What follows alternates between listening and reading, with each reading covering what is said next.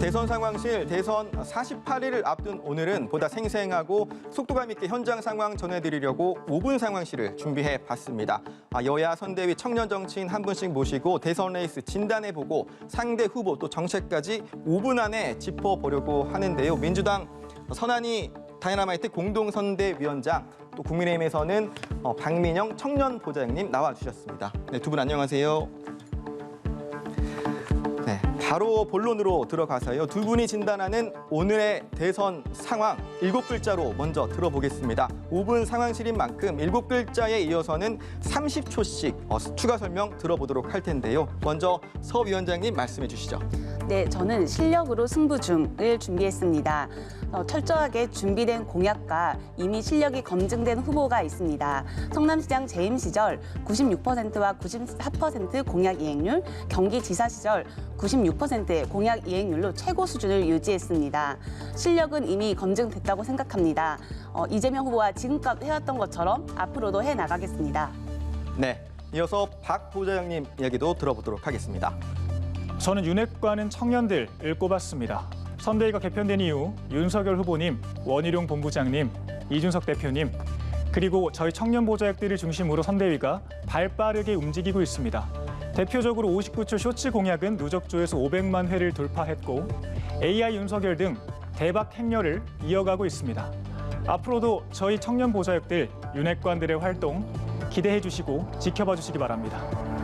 네, 패기도 느껴지고 또 뼈도 있는 말씀 드렸는데 이 분위기 그대로 이어서 이번에는 상대 후보 향의 포문을 한번 열어보도록 하겠습니다. 같은 방식으로요. 이번에는 국민의힘부터 들어보도록 하겠습니다.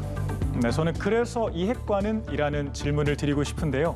얼마 전 민주당 정청래 의원께서 이재명 후보의 측근이 탈당을 촉구했다라고 폭로를 했습니다.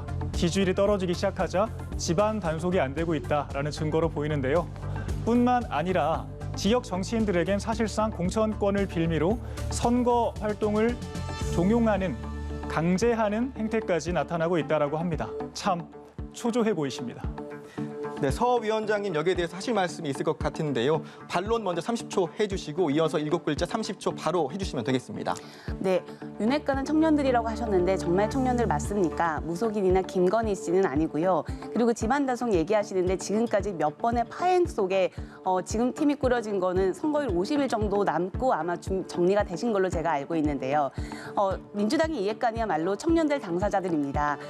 저희는 청년위원장을 청년들이 직접 하고 있고 국민의힘은 청년위원장을 윤 후보가 하고 있는 차이가 아마 있을 겁니다. 탈모 공약 같은 경우도 청년들이 직접 의견을 내서 건보 적용까지 이끌어냈습니다. 네, 7글자 바로 이어서 해주시죠.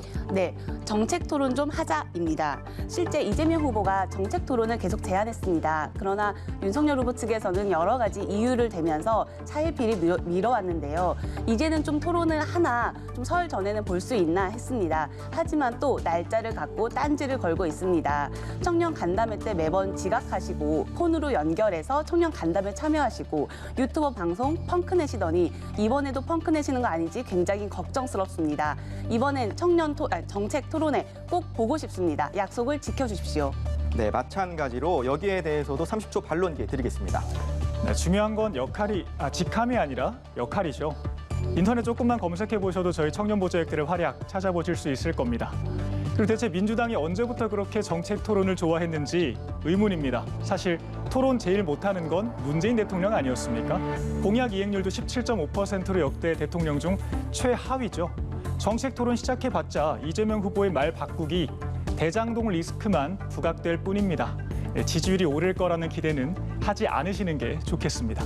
네, 박근혜 대통령 후보 시절에 쩔쩔매던 영상이 아직도 돌아다니는데요. 문재인 대통령이 네, 그 당시에 네. 패배하신 게 토론을 문재인 못했다는 것을 대통령이었죠. 인정할 수 없을 것 같습니다. 스튜디오 분위기가 후끈 달아오르고 있습니다. 두 분 하실 말씀이 많으실 테니까 이어서 7글자 질답 조금 더 이어가 보도록 하겠습니다. 7글자로 질문하고 7글자로 답을 해주시면 되는데요. 서 위원장님부터 7자 질문해 주시죠. 공약 베끼기 그만. 네, 답변은요? 베낄 것도 없던데로 답하겠습니다. 네, 역시 팽팽한 신경전 이어지고 있고요. 이번엔 순서를 바꿔서 박 보좌장님이 질문해 주시죠. 네, 박스권 탈출 가능? TV 토론 후 충분. 네, 이재명, 윤석열 후보의 대리전 신경전이 여의도를 벗어나서 이곳 광화문에서도 팽팽하게 펼쳐지고 있습니다. 네, 7자 7답까지 들어봤고요. 5분 상황실 마지막으로는 각 캠프에서 최근 가장 힘주고 있는 공약들 사행시로 알릴 기회 드리도록 하겠습니다. 제시어는 2030이고요. 박 보좌역님 먼저 운을 띄워드리겠습니다. 20대에겐 0, 공정한 세상을, 3, 30대에겐 0, 공간의 자유를 선물하겠습니다. 네, 간결하고 임팩트 있는 사행시 잘 들어봤고요. 이어서 서 위원장님께도 운을 띄워드리겠습니다. 2, 이제는 군장변 통신비 절반, 0, 공제되는 임플란트 4개까지 확대, 3, 3회 접종 HPV 백신 청소년 무료 접종, 0. 공정한 사회 이제는 이재명입니다. 네, 마치 이재명 후보의 모든 공약을 총 망라한 듯 꽉 채운 사행시 역시 잘 들어봤고요. 네, 여야 정치인들의 톡톡 튀는 생각과 논리 대결 시청자 여러분은 어떻게 보셨나요? 민주당 선한이 다이너마이트 공동선대위원장, 국민의힘 박민영 보좌역님과 이야기 나눠봤습니다. 지금까지 대선 상황실이었습니다.